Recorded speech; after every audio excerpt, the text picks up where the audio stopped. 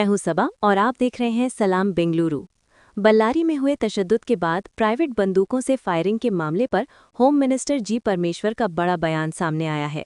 क्या पुलिस की बंदूक से फायरिंग हुई या प्राइवेट सिक्योरिटी के हाथ से? क्या कहती है इनिशियल जांच? आइए सीधा रुख करते हैं इस खबर की तफसील की तरफ। ಆಗಿದೆ ಅನ್ನೋದು ಗೊತ್ತಾಗುತ್ತೆ. FSLಗೆ ಬುಲೆಟು ಅದೆಲ್ಲ ಕೊಟ್ಟು ಎಕ್ಸಾಮಿನೇಷನ್ ಮಾಡಿಸಿ ಅದರದ್ದೆಲ್ಲ ಡೀಟೇಲ್ಸ್ ಅನ್ನ ಕೊಡಬೇಕು ಅಂತ ಹೇಳಿದ್ದೇನೆ. ಅದನ್ನ ಆ ಪ್ರೊಸೆಸ್ಸು ಮಾಡ್ತಾ ಇದ್ದಾರೆ.